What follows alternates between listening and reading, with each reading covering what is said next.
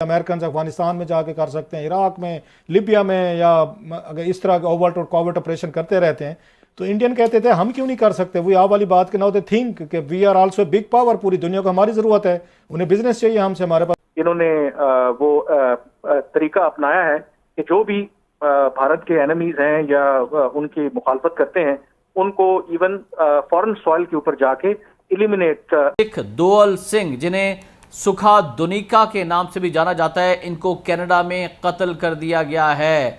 और जो खबरें सामने आई हैं इसके मुताबिक सिख दुअल सिंह का ताल्लुक भारतीय पंजाब से था, जो खालिस्तान तहरीक के हामी थे। दोस्तों, अभी भी बयान आया लॉरेंस बिश्नोई का कि जो सुखदूल सिंह है, जिसको सुखा दुनिके भी बोलते हैं, उसको मारने का ऑर्डर मैंने दिया। ये बोल रहा है, ये लॉरेंस बिश्नोई बोल रहा है, ये कबूल कर रहा है, इसने ओपन कर दिया कि उसको मैंने ठोका। अब ये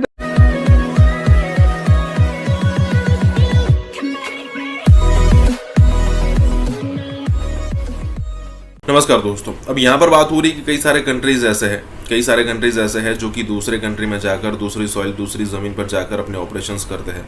जैसे सबसे बड़ा ऑपरेशन अगर हिस्ट्री में कहा जाए तो ओसामा बिन लादेन को मारना है।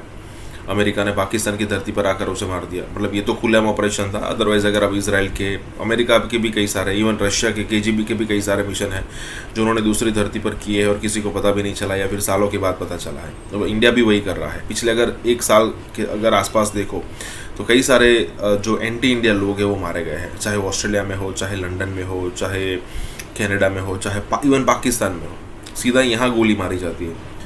एक तो पकड़ में आता नहीं, और ऊपर से जो नज़दीक गोली मारी जाती है ना, उससे एक मैसेज भी दिया जाता है कि भाई ज़रा आप ये एक्टिविटी अपनी बंद कर दीजिए, अदरवाइज़ आपके पास आकर एकदम शांति से एकदम निशाना लेकर ठोका जाएगा।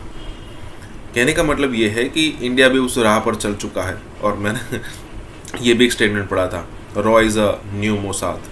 इसी के साथ ही वीडियो शुरू करता है। अमेरिकन अफगानिस्तान में जाके कर सकते हैं, इराक में, लिबिया में, या अगर इस तरह के ओवर्ट और कॉवर्ट ऑपरेशन करते रहते हैं तो इंडियन कहते थे हम क्यों नहीं कर सकते। वही आप वाली बात के ना होते थिंक कि we are also big power, पूरी दुनिया को हमारी जरूरत है, उन्हें बिजनेस चाहिए हमसे, हमारे पास 30-40 करोड़ की मिडिल क्लास है, we have the business, so everybody has to come and deal with us. So confidence level तो उनका बनता है कि जनाब कि हम इस वक्त सुपर पावर भी हैं, हमारी इकॉनमी भी बूम पे है, इसमें IT में भी हम बहुत आगे जा रहे हैं। 150 अरब डॉलर से तो सिर्फ IT के 600 अरब डॉलर उनका रिजर्व पड़े हैं। चाइना के साथ दुश्मनी के बावजूद भी उनकी ट्रेड जो है वो ठीक चल रही है। अमेरिकन प्रेसिडेंट उनके घर पे जाके डील उनको साइन कर रहा है। इवन सऊदी किंग जो है वो जा रहे हैं वहाँ पे। सो उनका बनता तो है, थोड़ा सा प्रोफाइल तो बना है इसका इंडिया का सर, ये तो हकीकत है, फैक्ट है जी बिल्कुल। और उसी ये जो कॉन्फिडेंस कह लें या ओवर कॉन्फिडेंस है, उसकी वजह से वो ये समझते हैं कि इस तरह के वो ऑपरेशंस करके दे कैन गेट।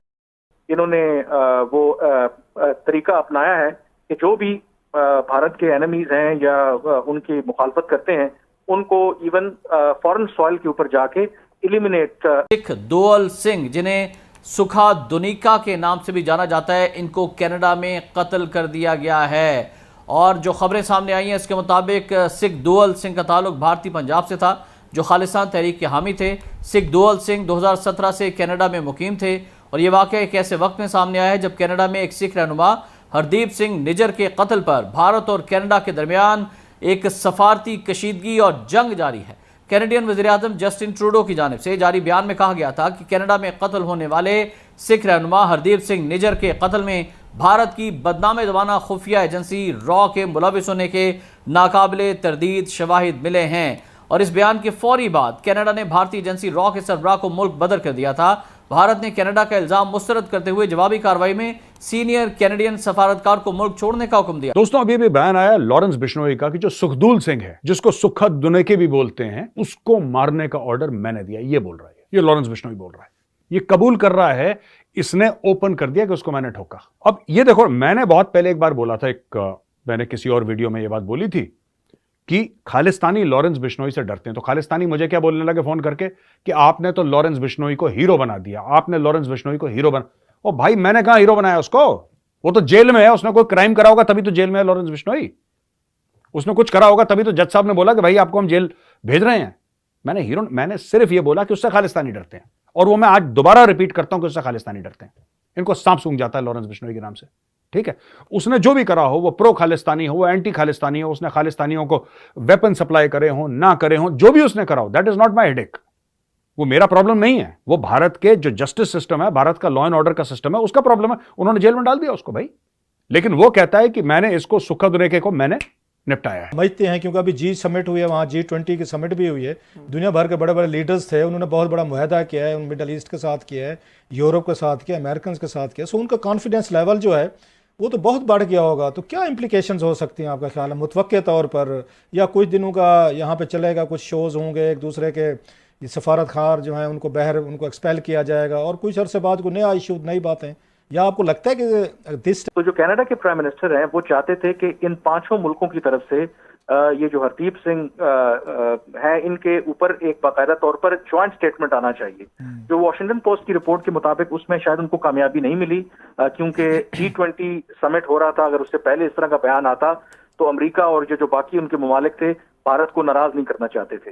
तो ये एक डेफिनेटली कंसिडरेशन जरूर होगी, लेकिन I think in coming years और मंथ्स एक चीज जरूर है कि इंडिया नो डाउट उसको एक्नॉलेज करना चाहिए, ग्रो कर रहा है एज एन इकोनॉमी। अब खालिस्तानियों के बीच में क्यों झगड़ा चल गया? खालिस्तानियों के बीच में झगड़ा इसलिए चल गया दोस्तों क्योंकि अब जस्टिन ट्रूडो से यह सवाल पूछे जा रहे हैं कि तुम खालिस्तानियों को सपोर्ट क्यों कर रहे हो।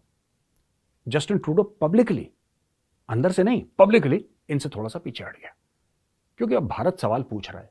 पहले भारत पूछ रहा है कि boss where is the proof, सबूत लाओ। तुमने इतना बड़ा जो तुमने मुंह खोल के तुमने एक बात करी है, तुमने भंड मारा है, सबूत लाओ, पहली चीज। दूसरी चीज, भारत कह रहा है कि Canada is a terror supporter, तुम टेररिस्ट को सपोर्ट कर रहे हो। ये वही लोग हैं जिन्होंने खालिस्तान का टेररिज्म करा, वही लोग हैं जिन्होंने हवाई जहाज उड़ा दिया, ठीक है कि नहीं। अब भारत ये पूछ रहा है, तो वो डिस्टेंस, जब आप स्टेट आपसे डिस्टेंट हो जाता है तो रिसोर्सेज फिर आपको वो नहीं मिल पाता जो कैनेडियन गवर्नमेंट इनकी हेल्प कर रही है। तो इनके बीच में अब लड़ाइयां शुरू हो गई, और लड़ाइयां होंगी, और लड़ाइयां। मैं तो जस्टिन ट्रूडो को ये कहता हूं कि डोनिक के जो मारा गया, तुम ये भी बोल दो इसको भी रॉ ने मरवाया है, बोल दो। तुमने पहले भी झूठ बोला था निज्जर के मामले में, तुम दोबारा झूठ बोल दो, how does it matter to you. तो दोस्तों, एक मेंबर ऑफ पार्लियामेंट है जिसका नाम है चंद्रा आर्या, और ये हिंदू हैं, और ये मेंबर ऑफ पार्लियामेंट है कैनेडियन पार्लियामेंट के, और ये जस्टिन ट्रूडो की पार्टी के हैं, और इन्होंने आवाज उठाई है।